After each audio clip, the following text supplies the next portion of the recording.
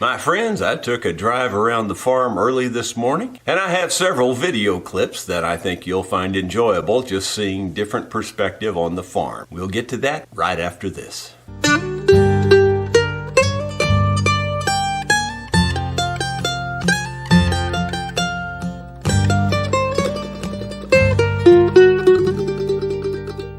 Hello my friends, Jerry Rosa here in the Rosa Stringworks Workshop. It is Thursday, May 4th. That reminds me that tomorrow will be Shop Talk, so if you have questions, comments, or topics you'd like me to discuss in tomorrow's Shop Talk, be sure to put those in today's comments section of this video.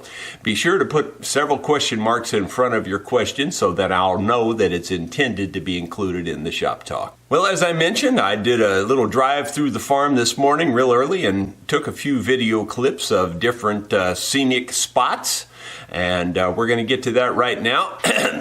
It's better that I show you video than try to talk because the pollen is very thick out there this morning and it has clogged me up big time. So enjoy these clips. My friends, it's bright and early on Thursday morning. This is one of my food plots I planted last fall, and if you look way over there you can see the tower I built.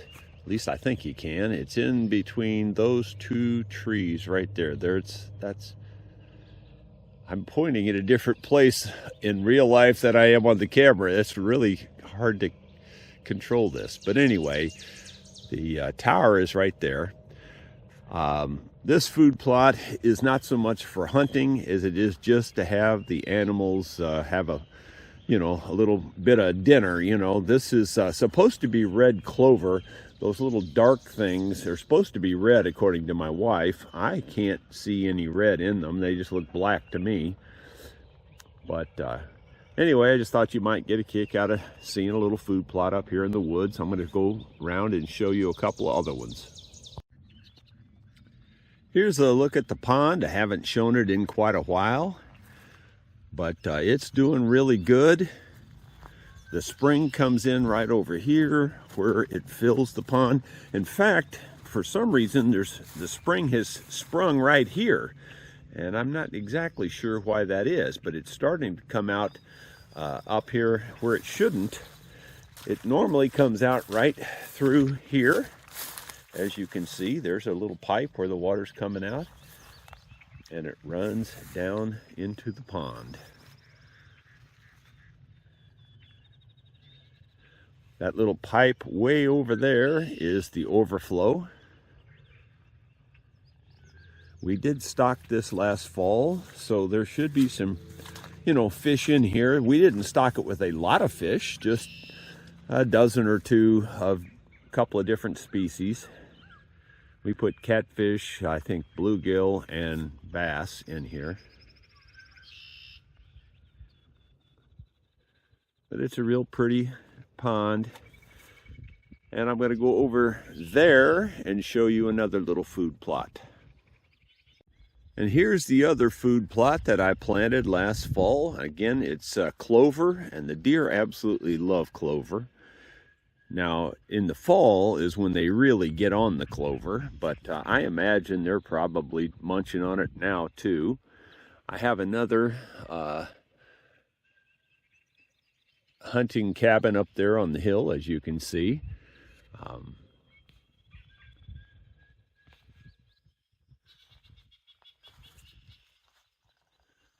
And you can see the view back out through here.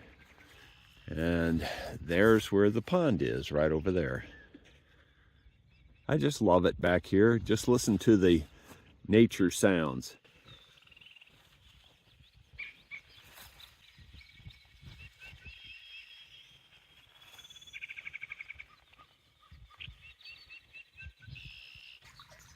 Just looking back here, right out in there somewhere is where the spring was, where I found the wedding ring. And we have since piped it over here. Well, someone else did it years ago. They piped it way over here, but I've extended the pipe down to here to get out into the creek so that it doesn't wet the field down. You can see there's a little bit of water trickling out of there. It's not a big spring. And here's the creek. This is where I straightened the creek out. The creek used to bend and come way out there in the field. Originally, it was through here. There was an old channel through here, but it had moved and got way over there, and it was eroding the field. And this is the bank, steep bank, where my wife nearly turned the tractor over. So I wanted to fix that so it wasn't a danger anymore. And it's better for the creek to run straight like this as it is. And you can see the brush and the grass is growing back over the part, and it's going to be just fine. Just another view of the farm this morning. The cave that I discovered is just down there a little ways, about 100 yards on the left. So we're going to go down there next. Just thought I'd show you, this is the actual first cave that I discovered many years ago, right after we bought the farm. And that used to just be a little round groundhog hole, and I stuck a 12-foot long stick down in there and realized that it was a cave. So the roof has since fallen in on that and opened it up even more. This one is not very stable. The roof is really shaly and the roof keeps caving in. So I never go in this one, and really it only goes back a few feet anyway. But I think if it were dug out, it might go a long ways. So here's a little closer look at this first cave. You can probably see that it does have potential, but it would take a lot of digging to get to this one. And the roof just keeps dropping down, though it looks more solid now than it ever did. So I don't know. If there was a way to get to where I could dig this out with a machine, I'd do it. But otherwise, it's not worth it. I moved over to where the cave is. This is the cave that I discovered that was completely covered over with boulders and dirt. There was no sign of this cave being here at all. It was just like looking at that hillside right there. But I knew there had to be a cave because I saw a spring bubbling up right here in the creek. Now it just flows out the cave. And you can see here, there's water bubbling up right here too, coming out of this little area right here. Just a lot of water flowing out of the ground around here. This cave is fairly good size. You can go back in there probably 30 yards or further. You have to bend over to do it though.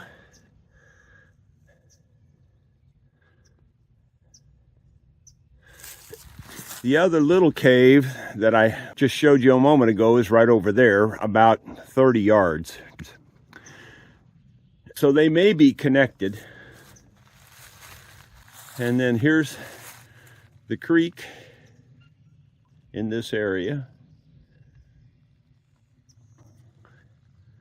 The Native Americans lived for thousands of years right around this bend here, and there's a flat area that we're going to go to next where I have another food plot.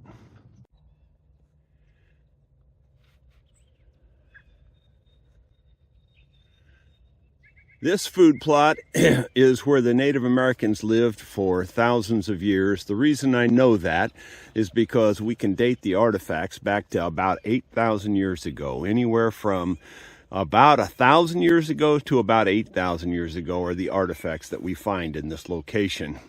Those 4 posts right there that you see is where I found the actual grave site. You can't really see much up there other than there are some flat rocks that were covering where the grave was.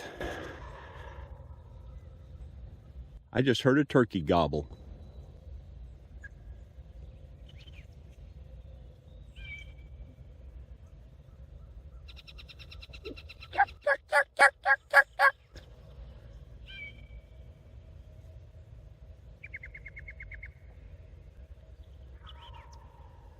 Did you hear the turkey gobble?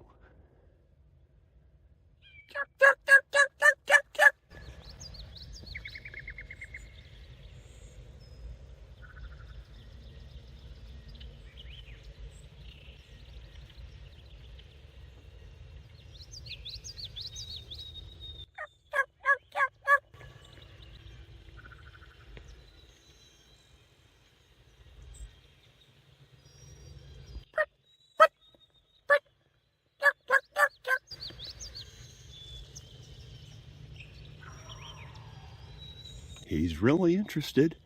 And I think it still might be turkey season, or it might have just went off. I don't know for sure. Yes, that was a real wild turkey gobbler you heard there. And believe it or not, the season doesn't close till the 7th. Today's only the 4th. You know, it's very tempting to go back there and have a turkey dinner. But I think I'm going to pass today. I might try it in the morning. You just never know. I'll give him, I don't want to take advantage of the fact that I know where he's at. You know what I'm saying? I'll just give him a fair chance tomorrow. Go back out there. And if I happen to locate him and call him in, well, so much the better. We'll see how that goes. Yesterday, Cash was here for his lesson, and I gave Cash his copy of this painting by Anonymous Jack. And Cash absolutely loved it. Jack, I think I've destroyed your address, so if you want to email that to me, I'm sure Cash wanted to send you a note to say thank you. He really did like this. The other real good news today is that at 2:00 p.m., the electric company is coming out for their first site survey to determine what they need to do to bring the fiber optic into the shop. I am very excited about that. So I'll be waited with bated breath at 2:00. I hope he doesn't force me to wait till 2:01. The other not so good news is that, I've been real happy with my sawmill, but for some reason I've discovered it's actually sawing a slight taper. And it's not that bad. I mean, it's fixable and all that. I can rerun the boards through my table saw if I need to. But on the far end, the boards end up being about a 1/4 inch thicker than they are at the short, on the close end, where we start the cut. So I'm going to go out there and try to determine the reason for that. I measured everything yesterday, and everything measures out pretty good, but I'm going to try to investigate that and see if I can figure out why that's happening. The blade seems to be tracking perfectly. Everything's flat. There's no wave in the blade. The blade comes out and it doesn't spring up or spring down or anything like that. It just comes out perfectly. I just can't explain that. I really can't. I saw one thing online where they said if your log extends more than a foot past the bong thing that it's sitting on, that'll cause it. I do not for the life of me understand how that could cause it. They don't explain why that could cause it. I do not think that's the reason. I really don't, but I'm going to investigate that as well, just in case. But common sense says that shouldn't have anything to do with anything unless the weight of it was pulling it way down or something, and that's not going to happen on a big log. So I really don't know what they mean by that. If you have any ideas, put them in the comments and I'll investigate it. Thank you so much for following along. We will see you tomorrow bright and early for Shop Talk.